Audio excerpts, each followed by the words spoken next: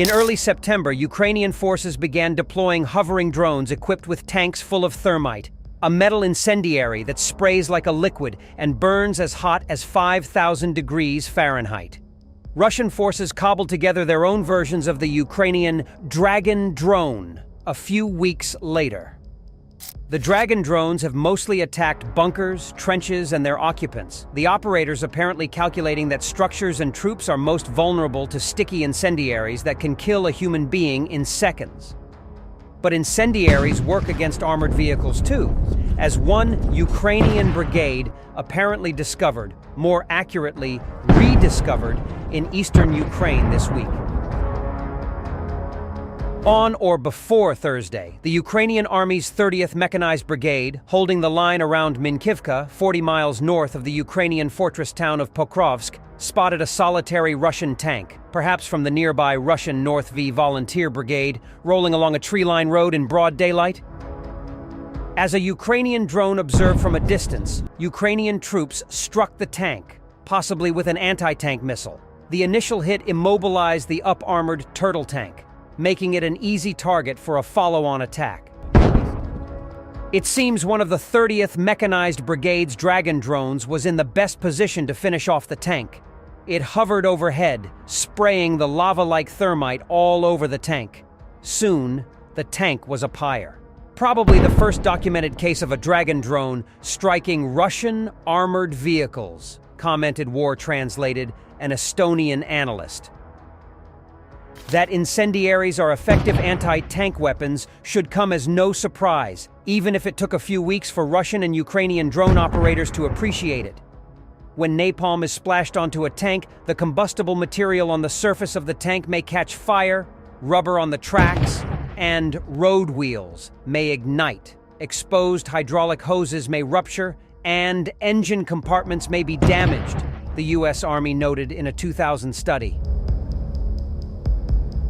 The damage would be worse in cases where infantry are riding on top of the tank, a common tactic in Russia's 31-month wider war on Ukraine.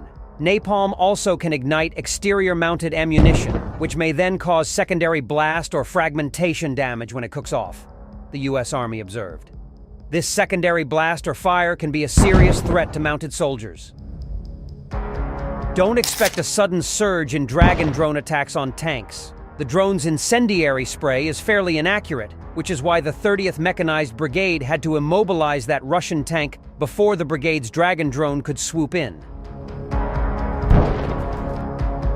But drone operators in the Russia-Ukraine war learn fast. Some Ukrainian operators of nimble first-person view drones are so skilled that they can strike Russian drones in mid-air, or maneuver their explosive FPVs underneath the lips of the add-on armored shells on Russian turtle tanks. With time, the Dragon drone operators will become more skilled too. It might not be long before they can burn down enemy tanks while the tanks are still on the move. Meanwhile, the Ukrainian Defense Forces are repelling incessant attacks by the Russian invaders in the Toretsk sector. During combat operations, the soldiers of the 12th Special Operations Brigade Azov of the National Guard of Ukraine, in cooperation with other units, destroyed armored vehicles and infantry of the invaders near the town of New York. It is noted that despite heavy losses, the Russian invaders had continued a large-scale offensive against the positions of the Ukrainian Defense Forces near the town of New York. The soldiers of the Azov Brigade have released a new video featuring moments of Russian infantry and equipment being defeated, as well as footage from the defenders' positions. It is noted that all enemy attacks had been repelled by the joint efforts of the operators of attack drones, artillery systems, tanks, and infantry of the Azov Brigade and related units. According to the video, during the offensive, the Russians suffered heavy losses in personnel and equipment near the town of New York in the Donetsk region.